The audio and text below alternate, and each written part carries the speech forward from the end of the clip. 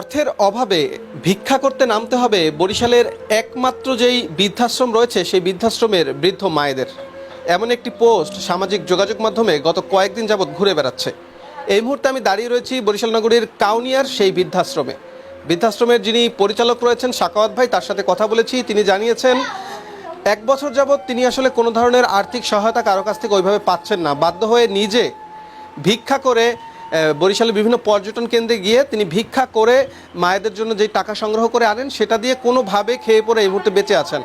তবে বর্তমানে পরিস্থিতি এতটাই শোচনীয় পর্যায়ে গেছেন যে তার আসলে তার নিজের পক্ষে এই বৃদ্ধাশ্রমটি পরিচালনা করা সম্ভব হচ্ছে না, কারণ তিনি কোনো আর্থিক অনুদান পাচ্ছেন না। এখন আমাকে এখানে সাহায্য কেটা করবে, আমাকে এই লোক নাই, কেউ আসে না, একটা নাই স্টাফ, নাই ঘর ভাড়া দিতে নাই কোনো না।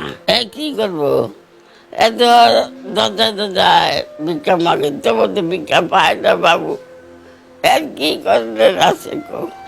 আমি যদি একটু সাখাওয়াত ভাইয়ের সাথে কথা বলার চেষ্টা করি, সাখাওয়াত ভাই একটু বলবেন যে কি পরিস্থিতি এই মুহূর্তে চলছে আপনার বৃদ্ধাশ্রমে, আর আপনি ফেসবুকে একটা পোস্ট দিয়েছেন যে ভিক্ষা করতে নামতে হবে, কারণ কি? আসলে আমি এই বৃদ্ধাশ্রমে যে সমস্ত মা বাবারা আছে সবাই আমার কাছে বিনা টাকায় এখানে থাকে, সম্পূর্ণ ফ্রি লালন পালন করি। তো 1 বছর 3 বার যাবৎ আমার এই বৃদ্ধাশ্রমে সাহায্য সহযোগিতা একবারে সর্বনিম্ন স্তরে চলে আসছে, যার ফলে আমি এই বাড়ি ভাড়াগুলো দিতে পারতেছি না এবং খাবারের খুব দুর্যোগ লেগে গেছে। বিদ্যুৎ বিল সহ নানান রকমের এই আর্থিক যেই কর্মীদের বেতন পর্যন্ত দিতে পারতেছি না। একটু বলবেন এই মুহূর্তের কি পরিস্থিতি, আসলে খাবার দাবারের বা আর্থিক কি সমস্যা আছে? আর্থিক সমস্যার কারণে আমাদের যে ওয়ার্ডের যে স্টাফরা তারা চলে যাচ্ছে বেতনের অভাবে, আর খাবার আমি যে খাওয়াবো সেই চাল ডাল পর্যন্ত আমার ফুরে গেছে। তাদেরকে এখন আর খাবার দেওয়ার মতন আমার কাছে সাহায্য সহযোগিতা আসতেছে না। আমি সবার কাছে অনুরোধ রাখি, আপনারা আমাদের বৃদ্ধ মায়েদের জন্য খাবার দিয়ে সাহায্য সহযোগিতা করুন।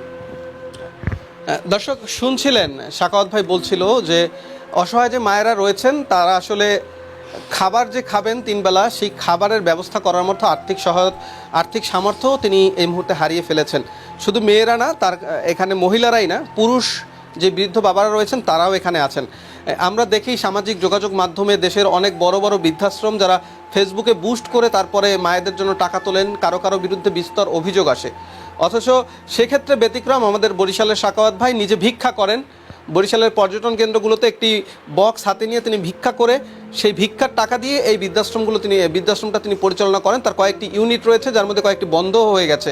তো দেশবাসী যারা আছেন, বরিশালবাসী যারা আছেন, তাদের প্রত্যেককে অনুরোধ করব বরিশালের কাউনিয়া এলাকায় এসে এই বৃদ্ধাশ্রমে যে মায়েরা রয়েছেন সেই মায়েদের খোঁজখবর নিন, বাবারা রয়েছেন তাদের খোঁজখবর নিন।